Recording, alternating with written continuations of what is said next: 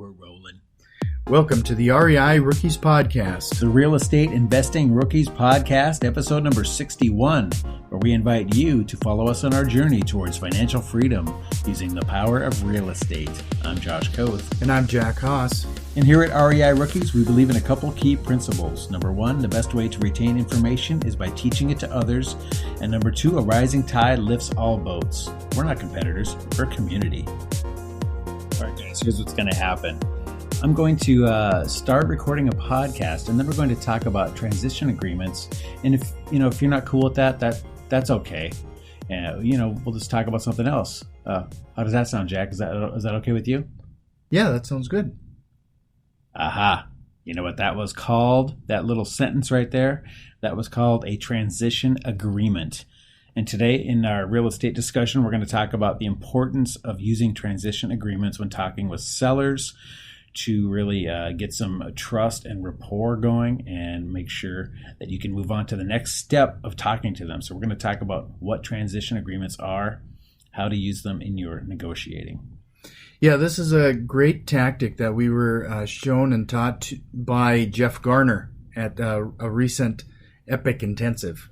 Yep, and he runs a thing called the Ground and Pound School. We'll put the link in the show notes. I think it's groundandpound.com, or ignore my guessing of the URL. We'll put it in the show notes. But all he does is 2 days of teaching how to negotiate with sellers. And because it's such a crucial skill, right? We think it's the highest dollar skill that you have as a real estate investor. And it'll allow you to turn a lot more of the leads you get into possible deals. Right, that's how you can make the difference. If you're spending all this money on marketing and trying to attract leads, if you can convert a higher percentage of those into actual deals, that has a direct proportional effect on the income you're making. Right, so that's why we think it's such an important skill to master. So one of the pieces of negotiating with sellers that's so important is to build trust, obviously build rapport, right? And it's funny because when we were starting our investing journey, we would always just lead with the price, right? You just throw it out there. Okay, you're trying to get this property at a discount under market value. You know the price you need to pay, the maximum price you can pay, and you kind of just lead with that. And the only amount of skill that goes into this is maybe leaving a little room for coming up, and you think you're genius, right? Ooh, I want to get it for 80 grand. I'm going to offer 75. Then I can come up to 80. I'm a genius. I'm going to get this property. And you throw out the lowball number. They say, go away. That offer sucks. And then you're done, right? You're dead in the water. You don't have the deal. So we're always looking at ways to improve our chances. One of the things that I thought was really interesting about what he talks about, and since you brought up the price, is that's one of the last things we should bring up.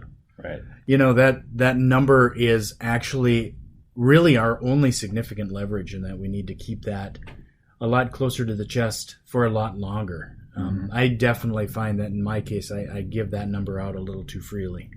Right, because think about it from the seller's point of view, and we've sold quite a few properties as well. And what do you want to know from the buyer? You want to know, what are they offering? What's their price? What are we going to get out of these people? So I can compare it against other offers that I'm possibly considering. So the quicker you get to your price, the quicker they're basically done with you.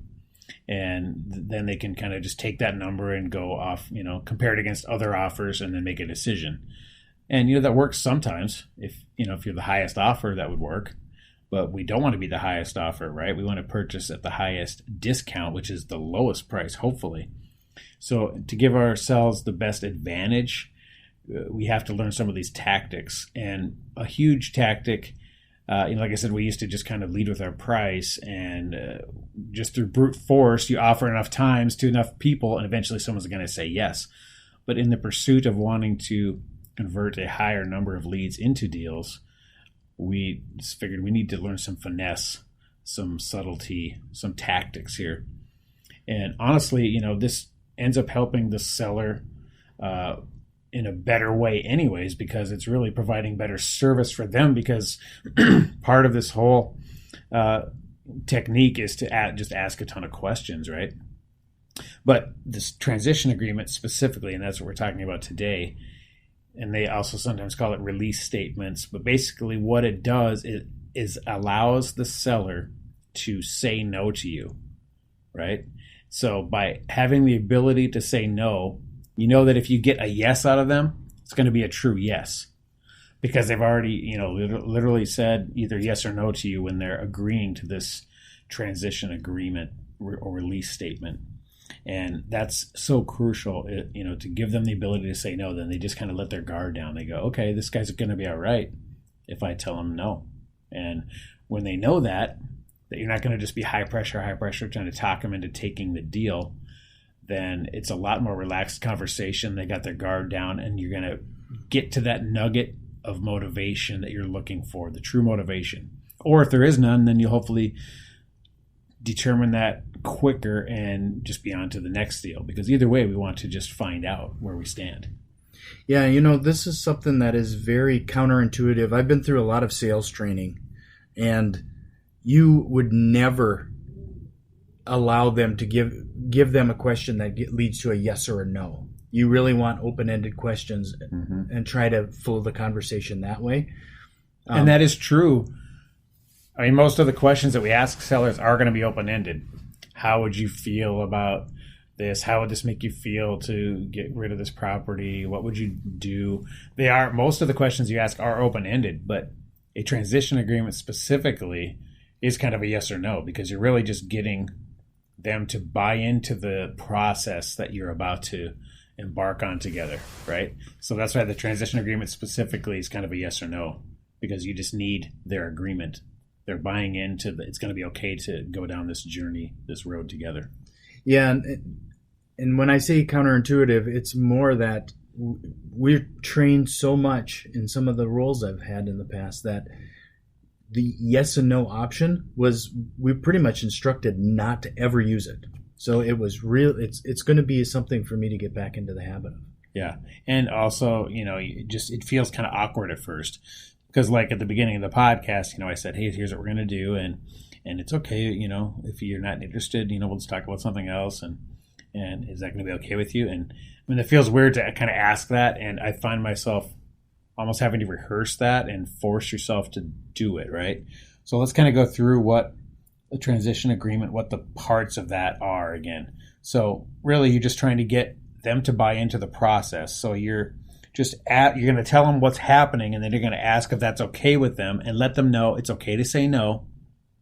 You can't buy them all. This house might not be a great fit. No. Basically, it releases the pressure. And is that okay for you to continue with this process? You're basically just asking them for permission, right? And by them saying, yeah, sure, then they've also psychologically, they're already kind of agreed with you on something. So they're just that much closer psychologically to, beginning the negotiation process. And by getting another yes, along the way, that kind of is cumulative, right? Because you want to get those, I don't know, like it's kind of called, another thing they call it is like a soft close, where you get them to say yes a few times along the way. That's, this is kind of an old salesman tactic too. That's why they offer you something to drink, like when you come into someone's office, like a car salesman. Because they get you, oh, hey, what would you like? Would you like some of this? You're saying, sure, I'll take some water or whatever. Just that little, it's almost like getting permission. That little yes is just one little notch towards the sale, one little more step towards the sale. So it's all psychology at work here.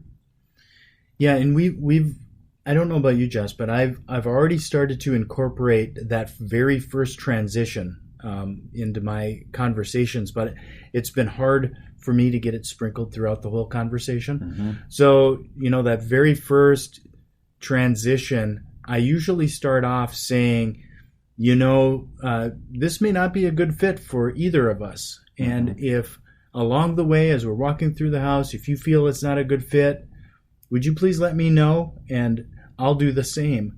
And you can actually see them relax a little bit. Yeah, that's a great example of a transition agreement that does feel awkward to say at first. Because why would you ever want to bring up the possibility that this might not be a good fit? You don't want to plant that seed. That's where our instincts are, saying don't plant that seed that this isn't going to work out. I only want them to think it is going to work out, right? That's kind of how we used to think. But you realize that by kind of almost pushing them away and saying this may not work out, it flips a little switch in their brain where they might start pursuing you and almost wanting to convince you that this is a good deal that we should buy. So you do want to try to push them away, and that's a whole other bunch of training that he goes through. But specifically the transition agreement, like you mentioned, you need to say it at every point that you're in the process. When you're on the phone, setting the appointment, before you even discuss the house, you use the transition agreement. When you get to the house, before you do a tour, you use the transition agreement. I know we spoke on the phone. Here's what's going to happen. I'm going to walk through your property, and like you said, if at any point this doesn't seem like a good fit, I'm going to let you know, and I'd ask that you do the same. Is that okay? And then you get that buy-in, you get that release, that transition statement. So you do it again after you're done walking the property. You say, okay, we're going to sit down and maybe we'll discuss some potential numbers here. And, if it doesn't work out, if it's not a great fit, I'll let you know. And I hope that you do the same. Well, do you agree with that? Is that okay with you? And, by this time, you've gotten like 3 or 4 different buy-in points where they've agreed with you. They've allowed you to continue in your process.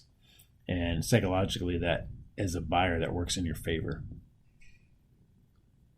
So one of the ones that I have yet to use, and this is particularly when they call in on the phone. I haven't done any buy-in agreements while I'm on the phone with people. Right. Where I think that's where I'm particularly lacking. One of the things that So right now, what do you, like if someone calls and says, hey, I got this postcard in the mail, what do you say now typically? I'd usually just try to get them to chit-chat a little bit. Tell me about your situation, what's going on. I don't do any transition. And that's a good start, because that's better than just saying, tell me about the house, how many bedrooms, how many bathrooms, how many square feet. That's the last thing you want to ask or you want to lead with. Right. So you're doing one step better than that, at least, by trying to chit-chat and build rapport first. But what you're saying is we need to throw a transition agreement on the beginning. Yeah. And how would that look? What would you say if somebody is, let's role play here. I got your postcard in the mail. What's up with this postcard thing? And then I would say something like, most people calling typically want to know how long it could take and what I can offer. Do you have any questions outside of these questions? Okay. And then, but are you going to get an agreement like, I'm going to ask you some questions? And one thing that he said too was, he said, this is going to take about, I'm going to run through a series of questions. A lot of people have the very similar questions. It's going to take about 10 minutes. He's getting the time buy-in too. Right. He'll say it's going to take about 10 minutes. Would that be okay with you to ask you these questions? And then if it's a good fit, we'll move on from there. And if it's not a good fit, that's okay too. I think that's a great transition statement or release statement, transition agreement or release statement to throw in the front of a phone call, right? Yeah. Awesome. Yeah, and just getting all this psychological buy-in at every point.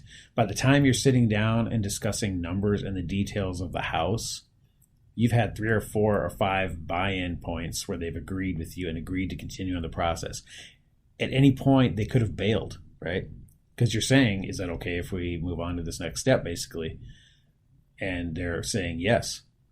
So the fact that they've stuck with you after you've talked to them on the phone, got to their house, walked through and pointed out everything wrong with their house, at this point, you haven't even talked numbers yet. You could be offering half of what they think they're going to get for their house. You have no agreement, no idea yet. So, but you've had all this buy-in. So, and of course, building rapport and all these other things that we're doing along the way factor in as well to them liking you, trusting you, and us exploring their looking for their nuggets of motivation and all that, everything else that's going on too. But specifically that transition agreement and release statement is so crucial, and something we never used to do at all. And now we're doing somewhat, and we just need to get better at doing it every time. And you out there that speak with sellers, try this and see how people drop their guard after you ask and tell them it's okay to say no, and see how their guard drops. And I thought it was also interesting that you can really use the same transition agreements in multiple scenarios. So if you say, if it's not a good fit, would you let me know? And I'll do the same. Mm-hmm. You can do that on the phone, and then it would be one of the early things you would say in person. Yep. You know, it's repeating those buy-ins Mm-hmm. and reestablishing that relationship. Yep, exactly. So the main point is try these transition agreements out, these release statements. And the main theory is that if you've given them permission to say no, then if you get a yes out of them, it's going to be a true yes that has more value. Because what you don't want is for them to say, oh, sure, everything sounds great. Yep, well, I just got to talk to my husband. I'll call you later. And then they really had no intentions of ever seriously negotiating with you. You'd rather just get to that no right away. So that's how these transition agreements can assure that you're going to get a genuine answer out of the person once you reach the negotiating point. And that's what you want. Because if it is going to be a no, I'd rather get to that no quicker and move on to the next deal. Because hopefully you have enough leads coming in. You're not emotionally attached to the outcome of any one particular deal. So you just say, well, that's great, and you maintain your leverage by walking away without ever having given your price if they've bailed before we even get to negotiating on the price. So that's fine. I'd rather get to that no early and still walk away with my leverage intact, move on to the next deal, and maybe there's a point in the future you can work together, and if not, that's fine. You have to approach every deal like you're not emotionally dependent on the outcome, and they can kind of smell that on you, right? And that's a whole other part of the sales process. But just today, we wanted to really talk about these transition agreements, how to use them, where to sprinkle them in the conversation to move along to the next step, and how that will affect your ability to get great negotiating for properties. So, was there anything else to add on this? No, I think we covered it. Go out there and try it, people. So, with that, we will just sign off. As you can probably tell, we're recording this from a hotel room. The audio quality might be a little off this time around, but we wanted to make sure that while this information was fresh, we got it out to you. Right. Hit us up on iTunes at reirookies.com, info at reirookies.com via email. And we really ask you to leave a positive review because it really helps others find the show. And remember, get off the bench and get in the game. We'll see you next time.